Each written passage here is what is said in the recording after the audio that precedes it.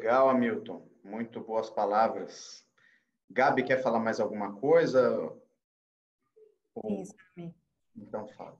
O Hamilton, ele falou de algumas coisas, falou das desordens, isso me lembra alguns casos, né, que a gente pode observar de desordem.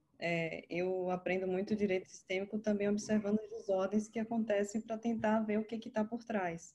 Uma das últimas foi no plantão de custódia, assim que a gente tem plantão de custódia todo final de semana, e só como um exemplo simples, mas eu acho que vai esclarecer um pouco sobre quais são as consequências de um profissional do direito sair do seu lugar, o que é que pode causar.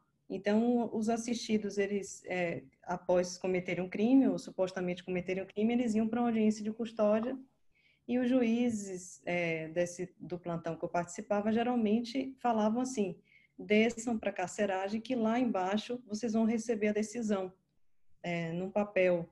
Então, eles não sabiam, eles iam para a audiência, falavam se tinham violência ou não, mas não sabiam se iam continuar presos ou se iam ser soltos naquela audiência de custódia.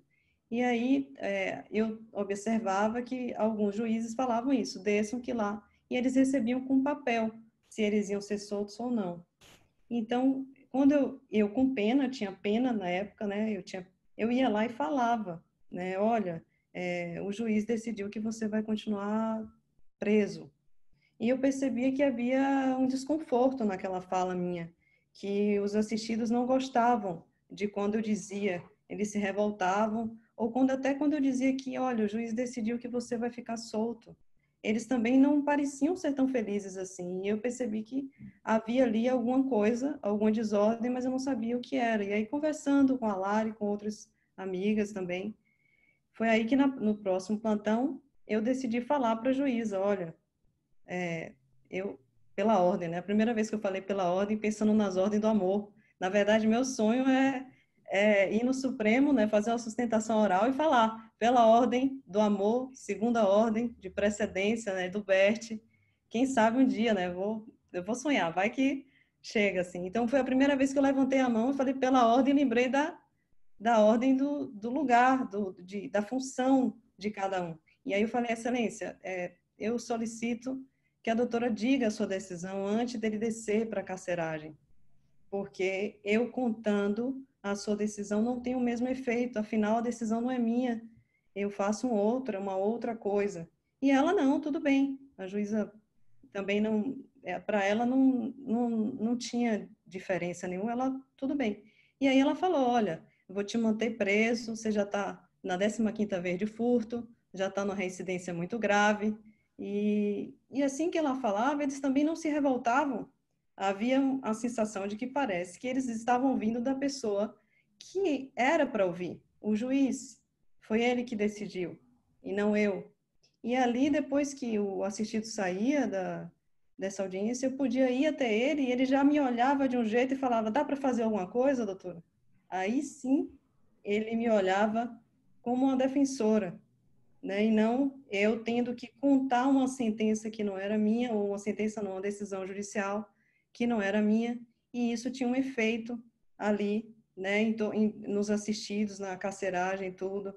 Então, é só um exemplo simples, pode ser que não, mas a gente vê isso todos os dias. E é um dos temas assim que eu acho muito importante para o pessoal do direito é a dialética. É um título do Bert que está no livro A Fonte Não Precisa Perguntar pelo Caminho. E ele fica no primeiro capítulo, que é o Caminho do Conhecimento.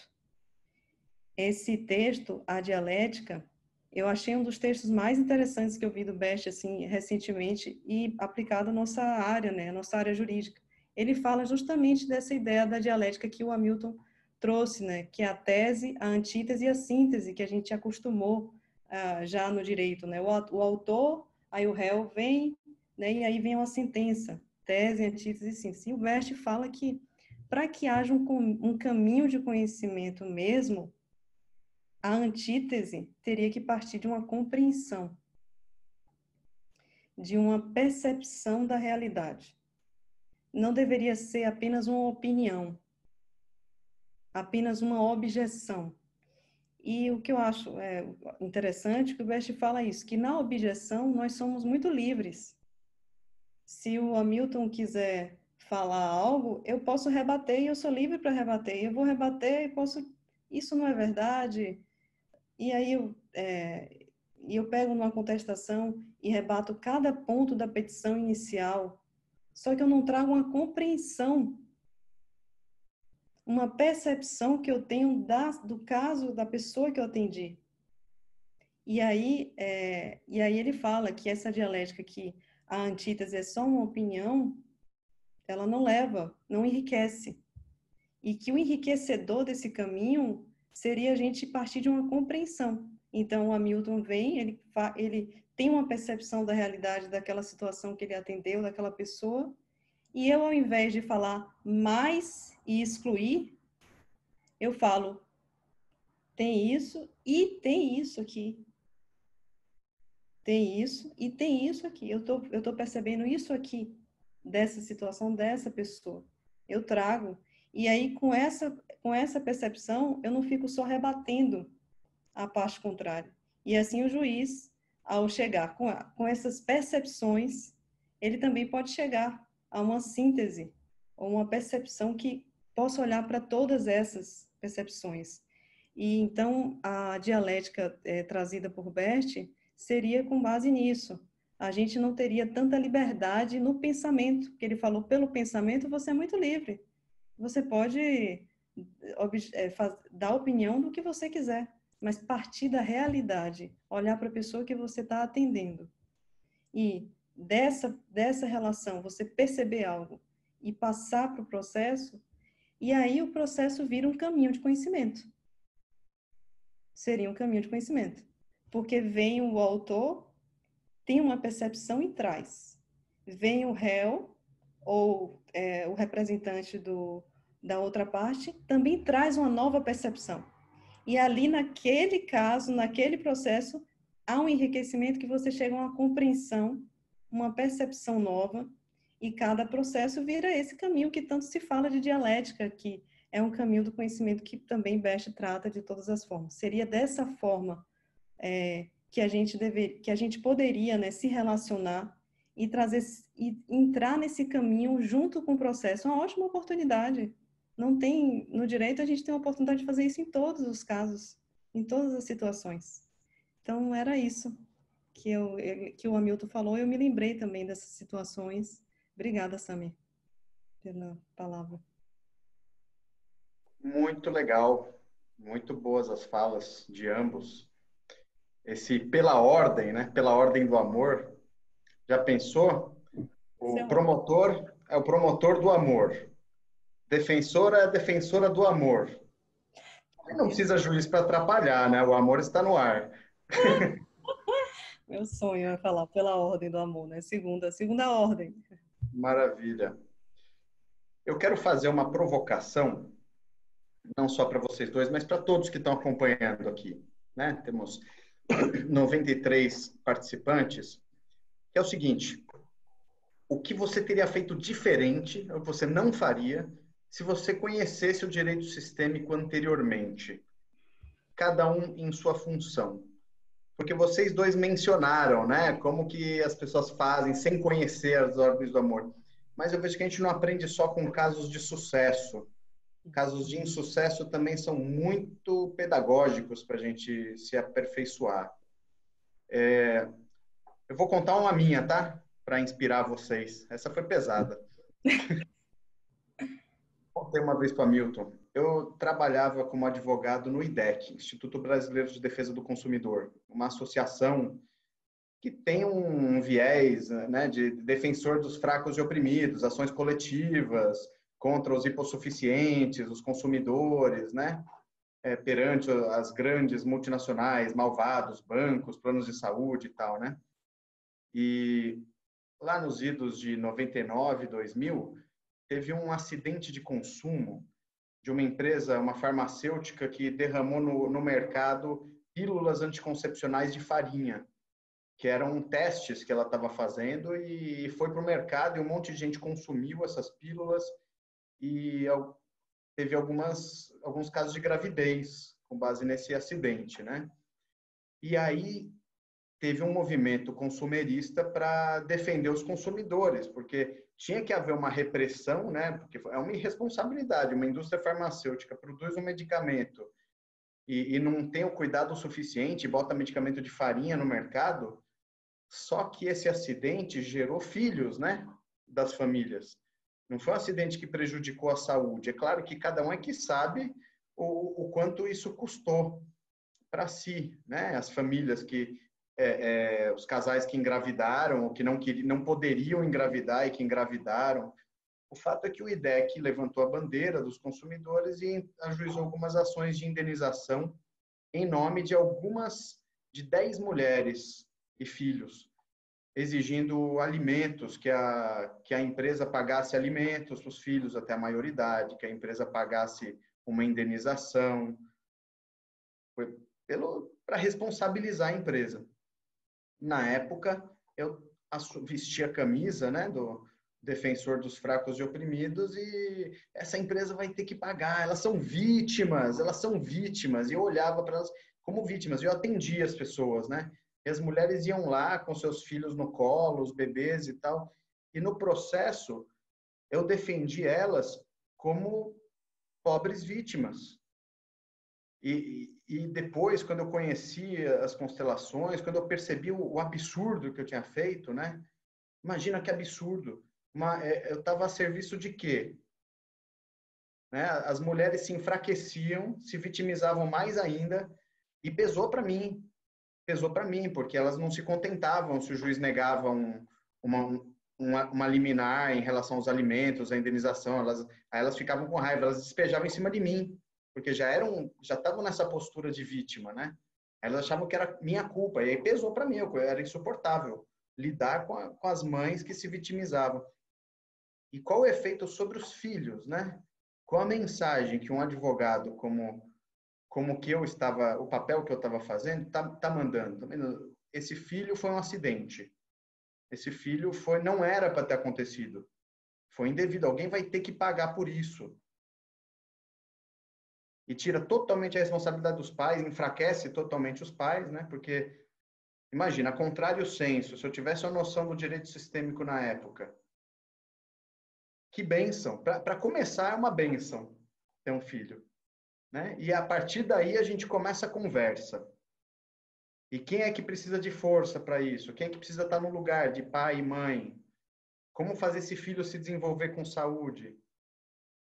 Então, é um exemplo de uma coisa que eu fiz e que eu não faria hoje em dia. Eu acho um absurdo. Hoje em dia, se algum advogado pedisse conselho, eu falo, meu Deus, esse cara não sabe o que está fazendo.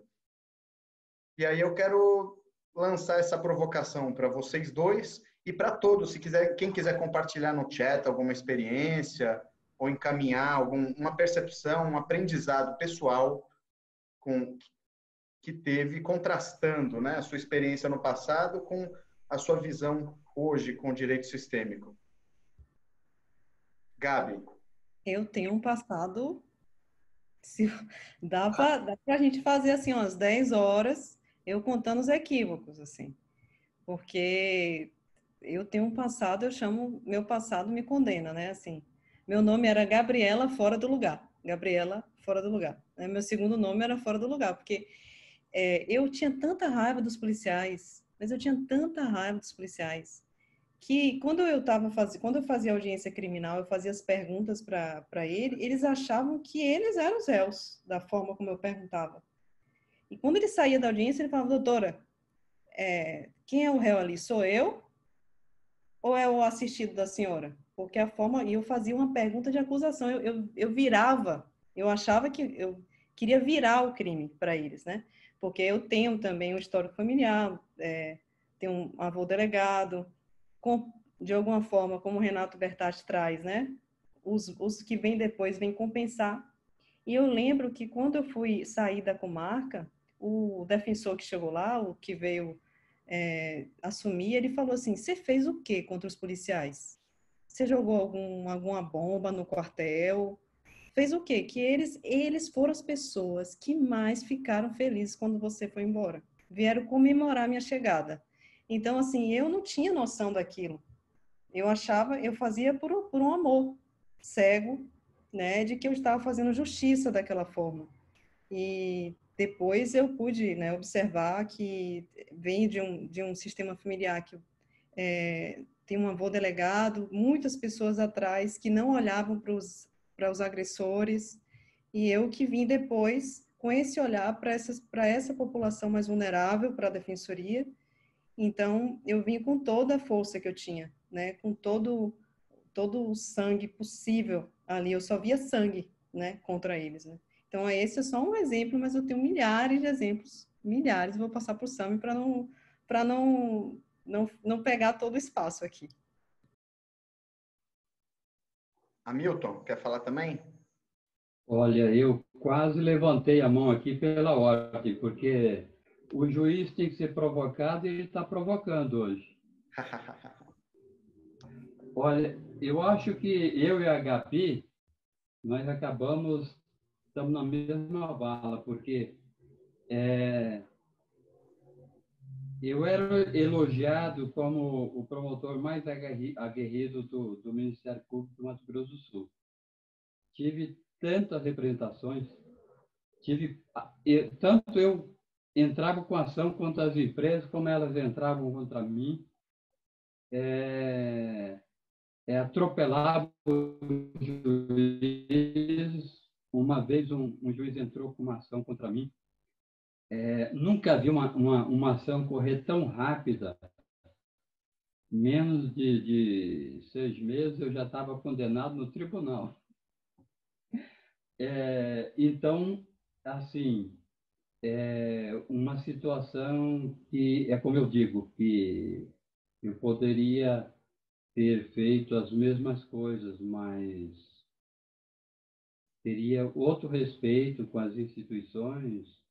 E por mais que a gente eu ouvia dizer que eu, desde o seminário, entrei no seminário com 11 anos, o tempo inteiro vendo dizer que a palavra vem contra nós e que o melhor é a boca fechada, mas você acaba se indignando que você,